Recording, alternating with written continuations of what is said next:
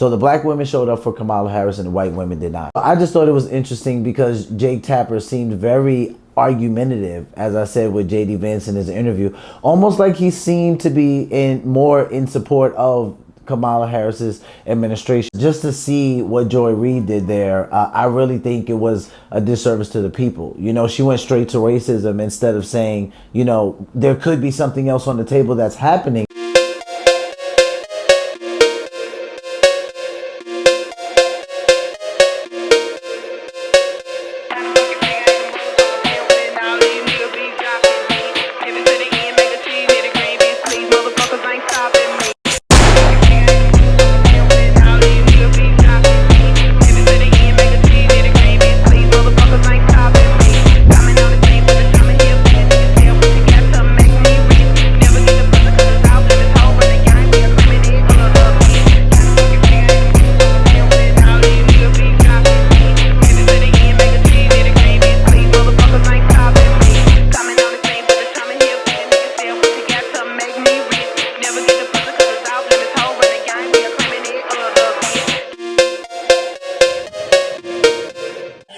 Back soon.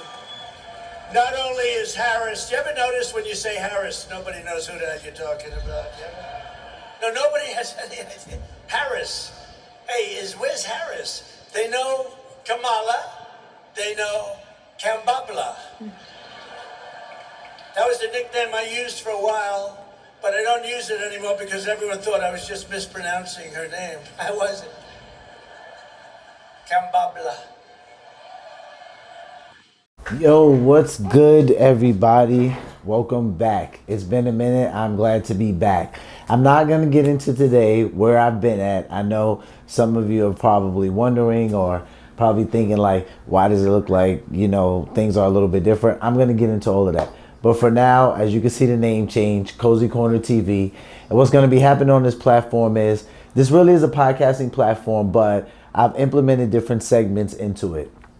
So sometimes I'm going to be reacting to certain videos. I might have the camera angle like this sometimes where you guys can kind of see the screen a little bit, and then I'll turn back around and react to you. And other times I might just have the audio going, or I might Joe Budden, shout out to Joe Budden, I might Joe Budden style it and just sit here and talk to you guys about it. So that's what's going on right now. Today we're going to be reacting. As you guys know, the presidential election was last night. And yeah, we have some people, you know, having some different reactions to everything. So what we're going to do is we're going to take a look at it. I got a little bit of a guilty pleasure. I kind of like watch Meltdowns sometimes just for my own entertainment. I'm not on social media like that. So when I'm bored, I don't tend to just scroll through my phone. Instead, I'll just find usually wacky things on YouTube that'll make me laugh a little bit, and then I'll kind of go off. So there's some meltdowns that happen since the results have revealed who the next president will be. So we're going to react to two people who I personally thought that their reactions were pretty humorous. A little bit of a backstory. Jake Tapper, he had an interview with JD Vance probably not 2 weeks ago, a little bit shy of 2 weeks. So maybe about 11 12 days ago. And it was a really viral video. They were going back and forth a lot. Jake Tapper seemed to be arguing with JD a lot. So I thought it was interesting to see his reaction to what we're going to watch now, which is one of the anchors pulls up a map that talks about, well, that gives a comparison to Joe Biden's election in 2020 and what Kamala Harris did yesterday. And Jake Tapper asks, you know, are there any states or counties where Kamala Harris is overperforming or outperforming Joe Biden versus 2020? So the commentator kind of pulls it up, and we're going to look at Jake Tapper's reaction. And then after that, we're going to go over to MSNBC, I believe, is where Joy Reid works. And I tend to watch her reactions to a lot of things. So we're going to see what Joy Reid had to say a little bit about some of Kamala's defeat. I believe it's in the state of North Carolina. So we're going to take a look at those two reactions today. So let's get into it now. Let's see how these two reacted to our next president of the United States. So you asked, are there any places that the vice president is overperforming Joe Biden in 2020? So we can show you that as well. We just bring that out here. Harris overperforming 2020. Holy smokes. There you go. So let this go away and see if there's anything on the east side there. Literally nothing? Literally nothing. Literally not one county? No, in fact, So a little bit of a fact check there is later on. I think there was another map that somehow was later produced, and it actually showed that there were, in fact, some states that she did kind of outperform Biden compared to 2020 versus yesterday.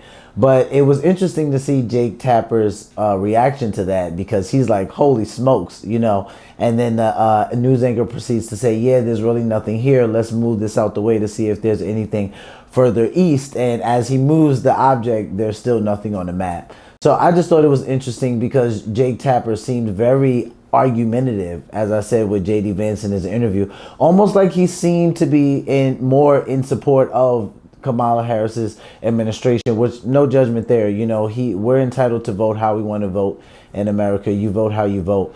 But I just thought it was interesting to then see his reaction there, where you can see he was obviously stunned that Kamala Harris wasn't outperforming Joe Biden in any states. I think it was kind of hard for him to believe. You know, I think he felt like in some states that she would do better than Joe Biden. So kind of just seeing the map look like that probably just shocked him a little bit, which is a little bit understanding, right? Kind of, because he's a little biased being more on one side than the other, especially as a news anchor. But nonetheless, he can vote how he wants to vote. So we see Mr. Tapper's reaction to that map. Now we're going to go over to MSNBC where Ms. Joy Reid is at. That is, let's watch. Black voters came through for Kamala Harris.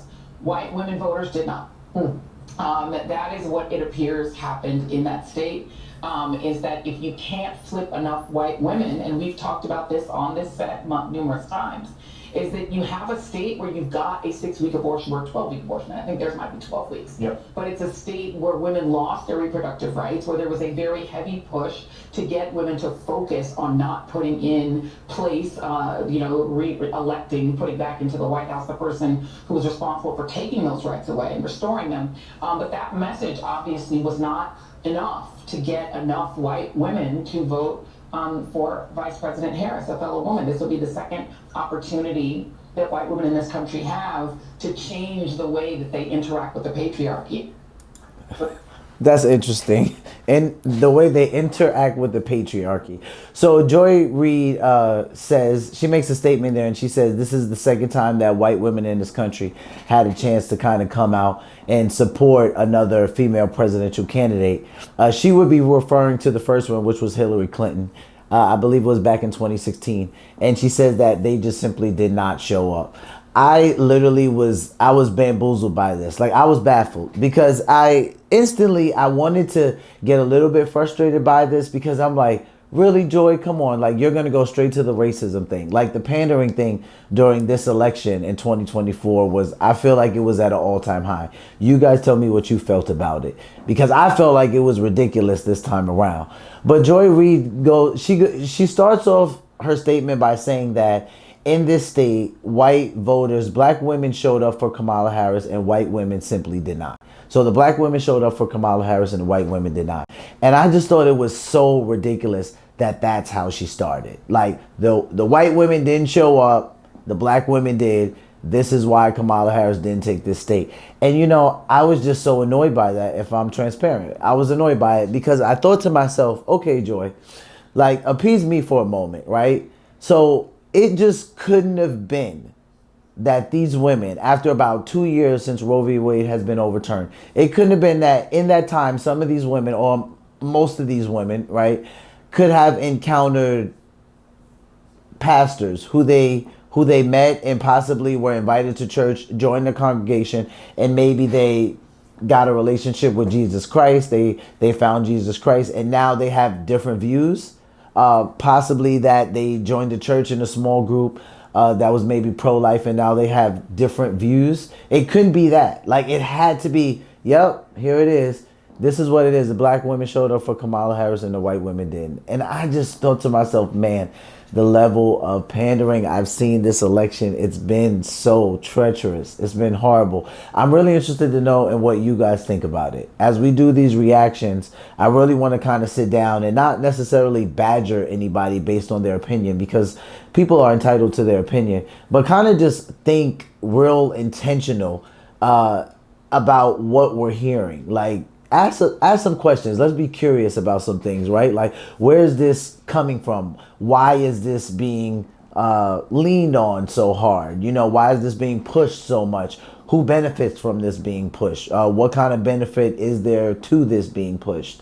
Instead of just kind of like taking any information and just picking the side right away and saying, no, I hate this, or yeah, I agree with that. I think we need to pay closer attention, because just to see what Joy Reid did there, I really think it was a disservice to the people. You know, she went straight to racism instead of saying, you know, there could be something else on the table that's happening in this state, and maybe that's the reason why Donald Trump ended up taking the state. So I'm interested to know and what you guys think about it. On your way out, don't forget to subscribe, hit that notification bell. I'm going to be posting a couple times a week. We're going to go live at least once a week. I'm looking forward to seeing you guys again next time. Be easy. Peace.